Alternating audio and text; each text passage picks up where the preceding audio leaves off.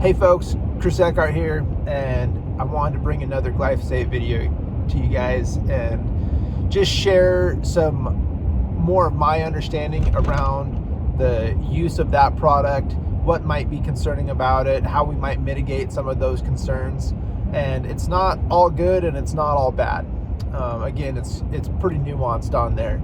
And some of this is also going to be some response to comments that we had on that video that we had, and actually, comments of comments. And the one thing that I'm going to ask of you folks, the viewers, is that you just keep the comments respectful. It's okay to disagree with somebody, but try to keep it respectful. So there was some stuff that got in there that I think that we can have a more positive conversation, not positive about glyphosate, but positive with each other. It does zero good. You're not convincing anybody of anything if you are talking down to somebody or demeaning, them, saying that, calling them names or something like that. You're not convincing anybody of anything. It's just, if anything, you're just adding to the problem. So I will say this too, I'll challenge people that watch this video, if you're in one camp or the other, try to view things from the other perspective, deep dive maybe a little bit on stuff that makes you uncomfortable, on, maybe why glyphosate is, so important to farmers in terms of minimizing soil erosion that goes on their farm.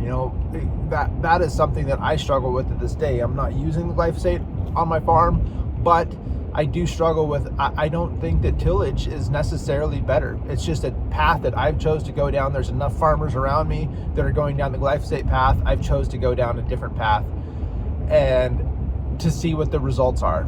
Really just a big science experiment. So jumping into the comments, some of these comments were around, how what I was saying was straight out of the non-GMO playbook. I didn't even know that non-GMO had a playbook.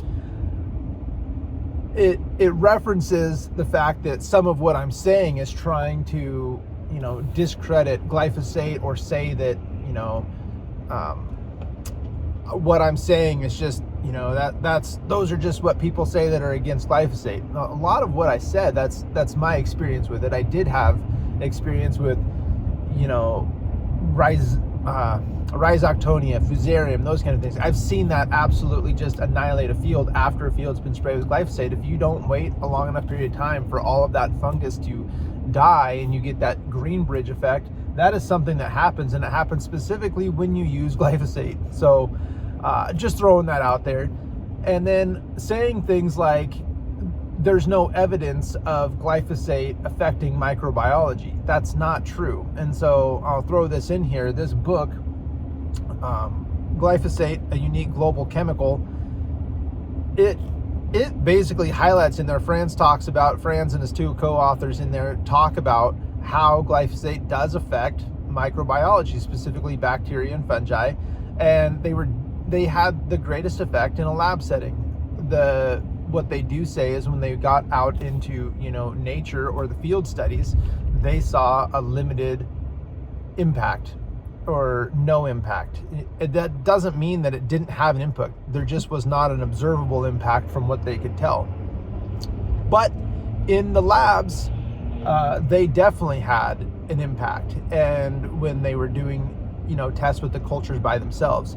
And so it's right here in the book, in this part, the glyphosate's effect on microbiology, and it goes into more depth on that and stuff too. I had a real hard time getting my hands on this book, and so I'll put a picture of it here. You guys can look it up for yourselves. You guys can find a copy of it and you want to do your own homework on it. I actually had a viewer on this channel point that book out to me, and he himself is a farmer who uses glyphosate, and so he's actually come up with some ways to effectively use glyphosate, and he thinks mitigate the negative effects that are going on. But he definitely thinks that the use rates that some of the farmers are using glyphosate is a concern. And I had an amazing conversation with that gentleman, and he really opened up my eyes to some stuff as well.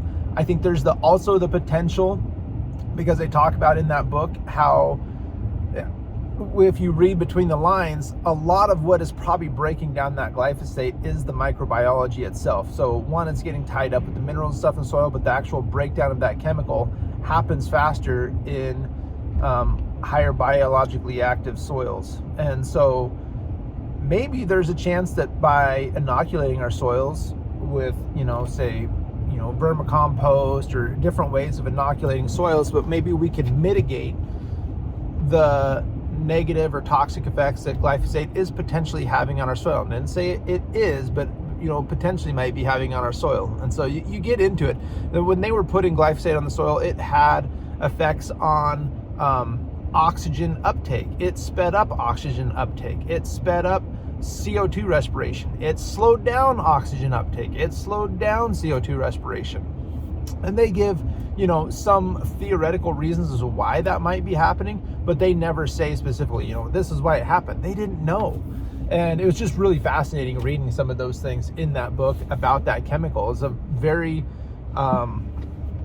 in-depth book and studies done on that chemical and its use on crops and the soils and its effect on, invertebrate species and water. The book goes very in depth on this stuff and a lot of big words. So anyways, I just wanted to share that with you folks that, hey, glyphosate does affect microbiology. How much is it affecting it in the field? We don't know. But I did want to share that with you. So anyways, hopefully, that puts some of those comments, it's probably just going to fire up comments more. Who knows? But I want to share that with you guys. So anyways, yeah, hopefully this is insightful and we can have more discussions about this topic in general. Again, I struggle with the use of it on my farm, just in terms of simplicity, fighting soil erosion. It would be just a slam dunk if we could use this chemical and feel great about it. But there's too much either direction for me to feel great about it. But I want to share this with you folks, and hopefully everybody had a great Christmas and is going to have just an awesome 2024. So until next time, thanks for watching.